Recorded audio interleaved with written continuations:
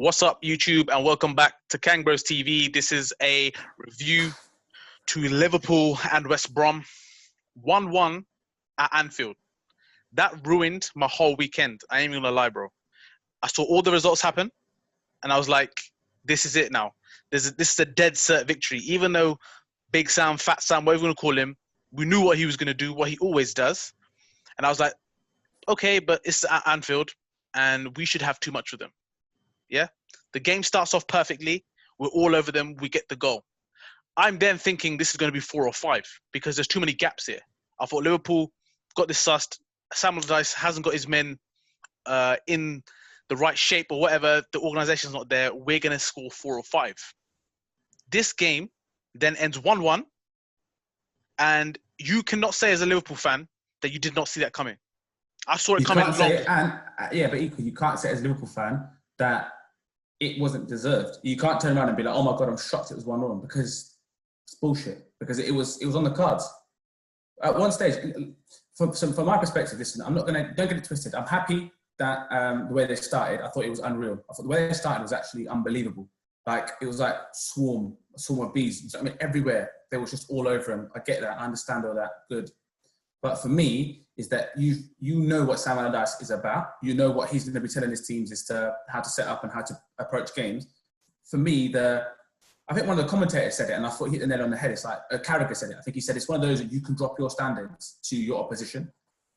You can drop your own standards. So it's important that you keep pushing the tempo. You keep, like being aggressive. You keep doing all those things because you are going to have a lot of the ball and you don't get bored. And that's exactly what they did. They got bored. They started the game. It was relentless. The way they started the game was relentless. But they got bored. They dropped their standards to West Brom standards. And that's when West Brom, if you drop your standards to West Brom standards, they will beat you at that because they're better than you at that level. But they've almost, and this is no disrespect to West Brom. This is honesty. But West Brom know where they're at. And they said, listen, we've got to stay in the game now until the last 15 minutes. And then, by that point, Liverpool standards would have dropped because they're not going to be able to keep banging the drum for however long. That's when we come into our own. Not only did they come into their own, arguably they could have won the game or should have won the game. But I don't. What I'm saying is this: this game should be put to bed. First of all, that's one thing. Second of all, is that you talk about the intensity. It wasn't there. Like, people are having a go at our post about Curtis Jones. We weren't digging. I'm not single-handedly digging out Curtis Jones at all because it wasn't his really. The whole game wasn't his fault. The whole team as a unit, bar for me, Matip, who I can't really dig out, they were all a shambles when it came to the intensity. You know for a fact when a team is there to set up the way they do, you have to pop the ball. You have to be quick to get them off their, out of their positions, or you have to move it quickly. It was too slow. Like you said, they went down.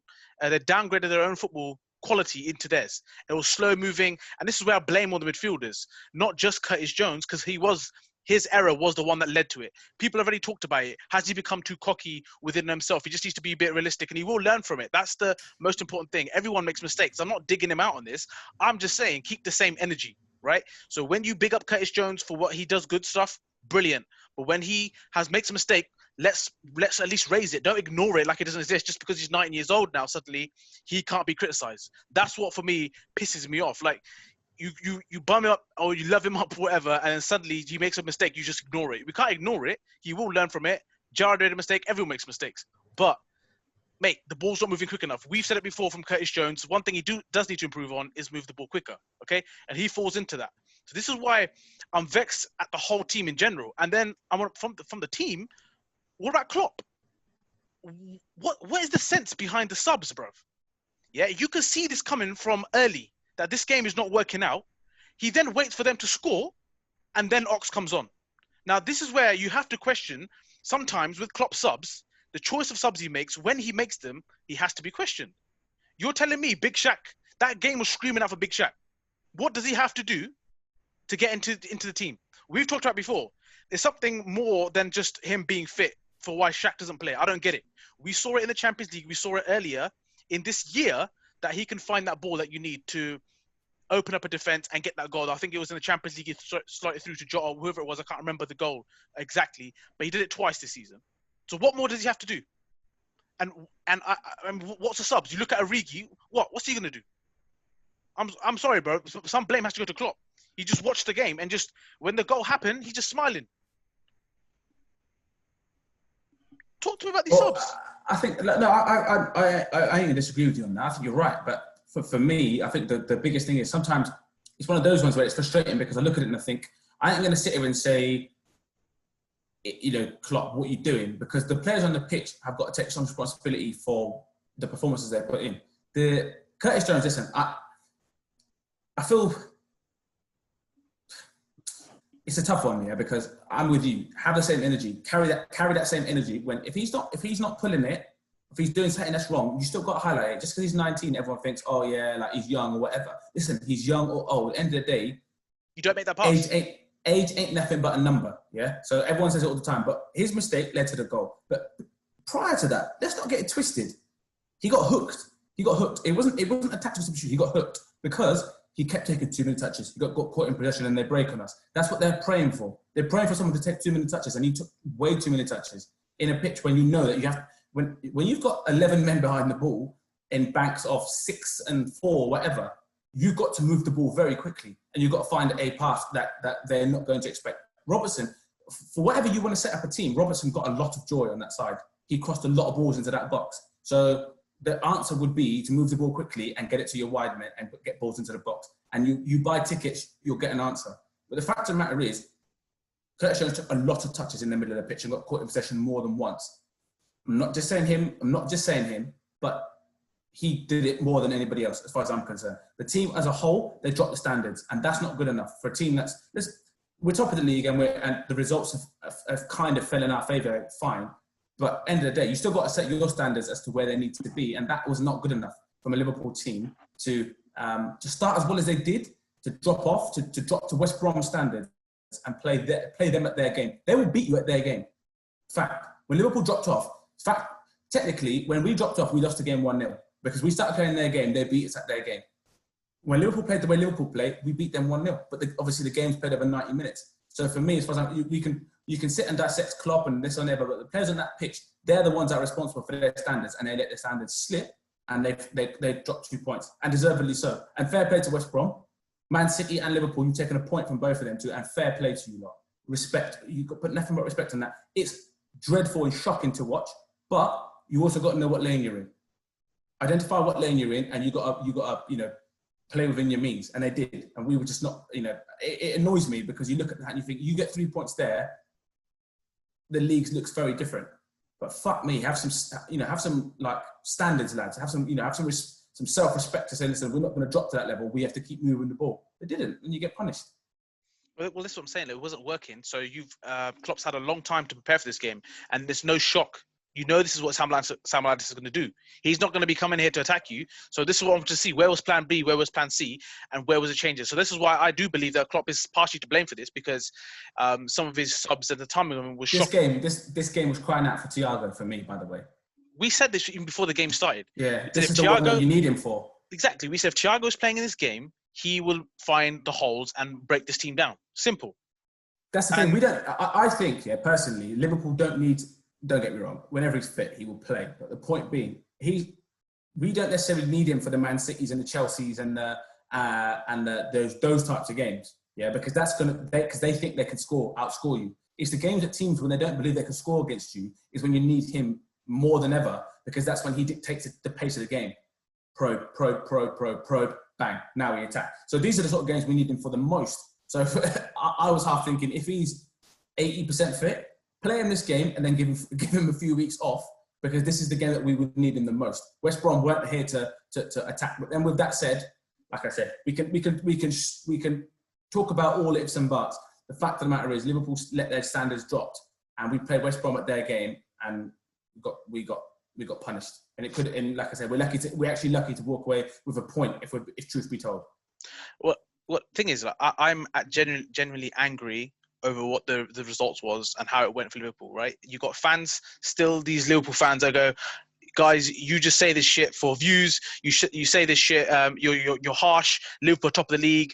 Chill out. It's Christmas. Everyone is flopping. It's not just us. Rare. Whatever. Yeah. We had 2 shots on target at Anfield, at home. I was about to say with fans, by the way, with fans against West Brom. Yeah, they've got 3 shots on target. We've dropped points against Brighton, we've dropped points against Fulham, and we've dropped points against these man and Aston Villa. Obviously, everyone knows about the Villa one. Now, I'm sorry, yeah, I'm not this guy just trying to be harsh for just being harsh's sake. That is not acceptable. And if we're being honest, we should have beaten Everton. That's as far as I'm concerned. That's points dropped as well. I know that might sound harsh, but that game that was there for the taking for us. I'll see it. Well, this is what I mean. Like all these Liverpool fans who are just saying that we're being harsh. It's like you need to wake up here. Yeah, there's teams in and around you who can easily go above Liverpool if things go their way. And that's it. And we need the thing is those points that we've dropped, we've now got to pick up elsewhere. Exactly. And that's what people need to understand. We got to play United. Listen, as much as United are going through what they're going through, for them this is a cup final. We've been through it as Liverpool fans. We've been through it. We know what it's like because we were on the receiving end when Man United were fucking brilliant and we were dog shit. But that game doesn't matter. Form goes out the window. Do you know what I mean? So stuff like that, where when we play Everton again, do you really think they're going to lie down? You're mad. Do you know what I mean? Wait, that's what I mean. Like I just felt like this game was it should have been one put to bed and we didn't. That's some of the reasons why I say it's something put to blame. The other thing was I see some people talking about Fabinho. It was a foul on Fabinho, not for me. Not for me. And then the other question I will ask is if Virgil van Dijk's in that position, that ball's getting cleared. And I'm not going against Fabinho. All I'm saying is this is where we take things for granted, right? You know, when we win 1-0 and we take these 1-0s, it's because Van Dijk is doing those mad-ass, big-ass headers, clearances, and we take it for granted. You're telling me if Van Dijk's in that position, he's losing that header? I don't think so. Do you know what? Before I forget, I know I don't want to sitting here all bitter or whatever, but what I will say is that save that keeper made in the 90th minute for me, that for me is the save of the season. I'm sorry. That is one of the best saves I think I've seen. Context, weather, the type of header in the corner, anticipation. Listen, that's one of the best saves I think I've seen in a long, long time. And he headed it down. And he headed it down as well. Nothing against Firmino because I think he's done everything right there. I don't know what minute it was, but my point being is that for me is that. I mean, I'm not saying he's a world-class goalkeeper because if he was, he'd be in a different place. But that's a world-class save. That save is world-class. So, 100%. I think it's important to mention that as well because I thought that was brilliant. Mate, it was a big boy save, and I thought it was in. But I literally started celebrating. I thought, this is it. Same here, yeah. And I thought he missed. I was about to start saying to me, how have you not scored from there? And then everyone's like, what a save. Corner? I got corner? And then I saw the replay and I thought, you know what? Fair play. He did the same against City as well. He made 2 saves off headers in the last 2 minutes, which I thought were brilliant. But like I say, the points I want to say is I'm grateful that we've got Alisson in goal for a start, because he's made saves in that game, which saved us. And we're lucky to have Fabinho because at the moment we would not have a defence if he was not there. At the moment, our 3 main centre-backs, our recognised centre-backs, are all injured. So we need to sign somebody. David Alaba for me, I know it's going to cost a lot of money, out of contract, whatever. Left back, we can do with cover because we've seen Tsimikas ain't quite there yet. And he can play centre back and he can play in midfield. So for me, that's the obvious answer. He's out of contract. I say obvious, there's nothing obvious about it, but that's the one player that can fit into 3 different positions. And at the moment, that's what we need. So that's, for me, is the answer. Yeah, no, 100%. We need another defender in there. I mean, Matip goes out injured again, which wasn't great to see. That was a weird one. I didn't even really see how he messed his groin up, but it wasn't really like a challenge. Well, the thing is, I don't care anymore because that's not news to us. Him getting injured is not news to us. So it's not like we can sit there and be like, oh my God, I didn't see it coming. He's had injuries before that we've not even noticed that mate is injured. So we know that he's fragile. So that doesn't surprise me. But what I'm saying is, it's clear now, that's evident that there needs some reinforcement there. That's something that we can't hide around that no more. We need reinforcement there. Whether he's fit or not, he's going to give you 4, 5 games, tops 5 games. So, and them young bucks, Reece Williams got that. Listen, pace ain't my forte, but the way that made me skip past him, that Carlin Grant, Rice on Pete. Well, the way he ran past him, I was shocked. He got a head start. Yeah, but he's not blessed with pace is not his thing. That's what I mean. Like, this is where Matip, Gomez, Van Dijk, they can all deal with it. My point being is that if you want to go for the rest of the season with these young bucks And teams would have seen that. They'd have been like, you know what? Play on him, just drop it in behind him, turn him. Just keep turning him. Play on his side, keep turning him. That's what they're going to keep doing. Because that's a big flaw. Not flaw, but it's something that you can expose. And at that level, you've got people like De Bruyne, you've got people like Sigurdsson, who I don't think is the greatest, but who can drop a ball where he wants to drop a ball. Just top of my head. Them sort of players, they're going to look at that and say, you know what, if he's playing, just go and play on him. Just got to stick it, just drop it in behind him. So you need somebody who can play at that level. And you can't rely on the young bucks. Yes, they've done a good job, but they need recognised people in there. As soon as Matip came off, you could see the vulnerabilities in the defence straight away. Yeah. It was evident. Out of interest, who's your man of the match?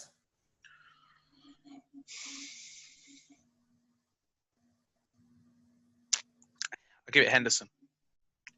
For what? For me, he didn't have the worst game. Like he kept trying. What you gave him man of the match for? Just the best of a bad bunch. Like he just kept the tempo going for Liverpool. Even though when we had the ball possession, it was him pretty much. It was going through him pretty much wherever he was doing. So I'd probably give it to him. I can't think of any other one. For me, I'd give it to Alisson because if he wasn't playing, we would lose again. If Adrian was in goal, we'd lose again. Yeah, but this is another thing. The reason why I don't give it to Alisson is this. There was a number of times in that game that we received the ball when West Brom were from a corner, a free kick, or whatever it was. So most of the West Brom players were in our half. He held on to the ball for so long that I allowed West Brom to come back in there. And that was annoying me throughout the whole game. That is your chance to get up the pitch whilst West Brom are out of position. There's maybe a chance for 3-on-3 or 4-on-4. And if you remember it, watch carefully, Alisson was very slow in releasing the ball, which is very surprising to me because we had no space.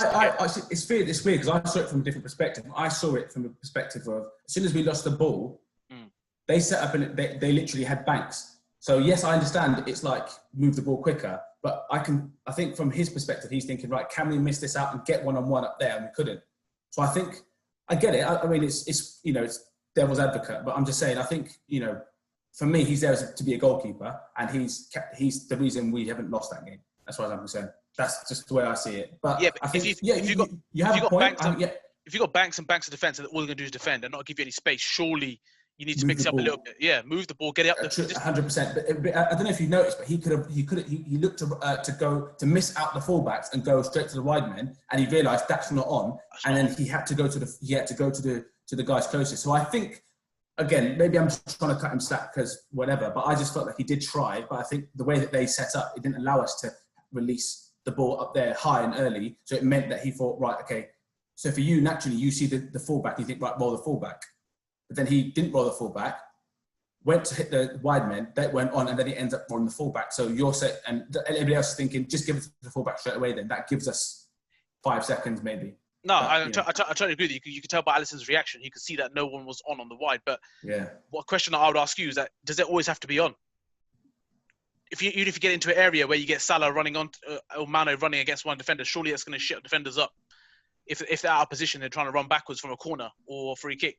Even if the pass isn't on, get it into an area. I've never been a goalie, so I don't know. I'm just saying, I wouldn't want to be running against Mane or Salah after a ball into the corner of a pitch. That's all. So for me, I think, like I said, this is just my observation and take on it. But I just think the gaps in behind weren't really an option because they sat quite deep, and their midfield they had a bank of midfield already. So I think he was thinking, right, can I get it into their feet so they can turn and go? And I think that ball was eradicated, and spinning it in behind would take an absolute monster kicker. It'd have to be perfect. So I think it's, again, this is just my opinion looking at the way that West Brom team was set up. I don't think that was necessarily an easy ball to play. And to get it to their feet, it would have to be perfect. And if you lose it, then they can still break on you. Then it becomes a counter. So I think it was risk reward. But then, as I said, I'm not standing there, so I don't get the full view. But this is just me looking into it from a perspective of I've done it before and I know what it feels like. So that's just my take on it. But I think from a goalkeeping perspective, if he weren't in goal and we had Adrian in goal, we'd lose that game. That's just that's what I am saying. So 100%. We could talk about this for hours and hours and hours. It's a shit performance, and we're lucky. As far as I'm concerned, we're lucky to take away a point, and we are even luckier that the results have stumbled in our favour to a certain extent. That's the way I'd see it. The next game now, we have to win the next game. We have to. Because if we don't, then we're inviting so much trouble. Because we're going to have to go and pick up these points that we're dropping at top clubs, which is going to be tough when people are getting their players back and we're still losing players. Yeah, well, the thing is, it's proven that this year is just it's a madness. Everyone's dropping points against everyone. So even like, was it Leicester, your Tottenham's, everyone, Chelsea lost as well. So all these teams losing up points and dropping points. So that's the only consolation from it. But I'm not taking that as a thing of thinking, oh, don't worry about it, because I'm just a bit worried about the level of performance that we showed at Anfield. Yeah, we need to worry about ourselves, and at the moment, that's not on. But like I said, my question would be to people: is that, you know, do you feel that we're being over the top about it? Do you think we're being too negative, or do you have to just give props to West Brom and say, look, fair play? Or do you think that, listen, it's 2020, we're still in 2020, and it's just 2020 is 2020. That's just how it's going to be. Is that what you're going to say? Like I said, from my perspective, we need to be better on our own standards, but I'd love to hear what other people's thoughts are. And is that level of performance, is that acceptable? You know, do you think that's okay? Do you think it's a good point? Because I don't, but I'd love to hear what people's thoughts are on it. And more just to give me some comfort, because it's bothered me. That's what I'm saying. That performance and that game has bothered me since I watched it. So, and my question is how people feel about Klopp when it comes to substitution and the timings. For me, he had to impact on the game. It was there for him to put someone in there. The game was crying out for it. He didn't see it. He just stood there, and it was baffled. Why does he still get games? Like, This is what I'm saying. What does Big Shaq have to do when that game was literally crying out for someone to break through the lines? As soon as they scored and the game was getting closer to the 90th minute, did you see the intensity change? Suddenly it was desperate. We were trying to get the ball up there a lot quicker. You had Ox running at them. You had all this, it was so... But then it got desperate. It wasn't even speeding the intensity up. It was just literally getting desperate. And for me, it was like, it took you, where was Klopp talking about that earlier? Where was the changes to make that intensity increase from the beginning? So that's why, for me, I personally still believe Klopp has to take some blame for this. So, well, I would love to hear what people's thoughts are. Don't get me wrong, even if it is Klopp to take anything blame, I still trust in the geezer, obviously. But like I said, this game, disappointing. I'd love to hear what people's thoughts are. So please let us know what you think about the performance, the game. And yeah, listen, as I said, fingers crossed that the next one, we can come away with the big 3 points. I think the next one is Newcastle. So Newcastle. Yeah. So until then, we look forward to your comments, and we will try to get back to all as we can. But until the next one, don't forget to share, like, subscribe, and definitely comment. Peace. Peace.